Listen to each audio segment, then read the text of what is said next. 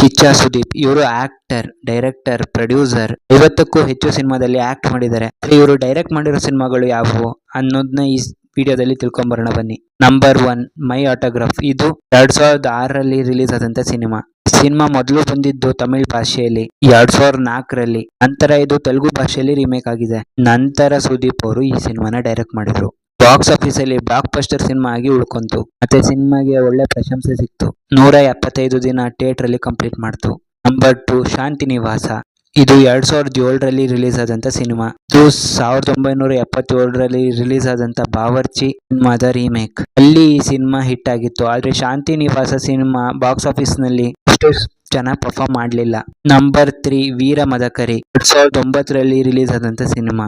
ಇದು 2006ರಲ್ಲಿ ರಾಜಮೌಳಿ ಅವರು ಡೈರೆಕ್ಟ್ ಮಾಡಿರೋ ವಿಕ್ರಮಾರ್ಕುಡು ಸಿನಿಮಾದ ರೀಮೇಕ್. ಅಲ್ಲಿ ಕೂಡ ಇದು ಬ್ಲಾಕ್ ಬಸ್ಟರ್. ಕನ್ನಡದಲ್ಲಿ 2009ನೇ ಇಸ್ವಿಲಿ second cross highest blockbuster movie ಆಗಿತ್ತು. ಈ ಸಿನಿಮಾದಲ್ಲಿ ಸುದೀಪ್ ಅವರು ಡಬಲ್ ರೋಲ್ ಮಾಡಿ ಡೈರೆಕ್ಟ್ ಕೂಡ ಮಾಡಿದ್ದಾರೆ.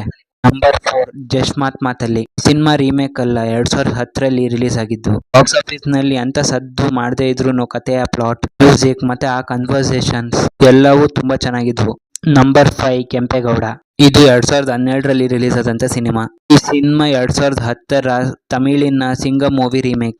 ಸಿನಿಮಾದ ಪರ್ಫಾರ್ಮೆನ್ಸ್ ಇಂದ ಸುದೀಪ್ ಅವರ ಕೆರೆಗೆ ಒಂದು ಪೀಕ್ ಸಿಕ್ತು. ಮತ್ತೆ ಸುದೀಪ್ ಅವರು ಕನ್ನಡ ಇಂಡಸ್ಟ್ರಿಯಲ್ಲಿ ಬ್ಲಾಕ್ ಬಸ್ಟರ್ ಹೀರೋ ಆಗಿ ಹಮ್ಮಿಕೊಂಡ್ರು. ಅಂಡ್ ಈ ಸಿನಿಮಾ ಕೂಡ ಬ್ಲಾಕ್ ಬಸ್ಟರ್ ಆಯ್ತು.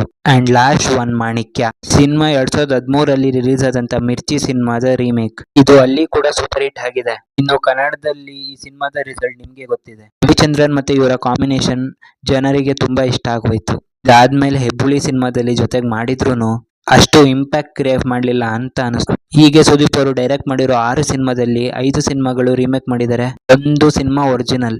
ಮತ್ತೆ ಆ ಸಿನಿಮಾದ ಕ್ಲಿಪ್ಸ್, ಮ್ಯೂಸಿಕ್ ಮತ್ತೆ ವಿಜುವಲ್ಸ್ ಗಳು ಈಗಲೂ ಕೂಡ ವೈರಲ್ ಆಗ್ತಾ ಇರುತ್ತೆ. ಸೊ ನಾನ್ ಸಿಗ್ತೀನಿ ಮುಂದಿನ ವಿಡಿಯೋದಲ್ಲಿ. Keep watching and please subscribe to my channel.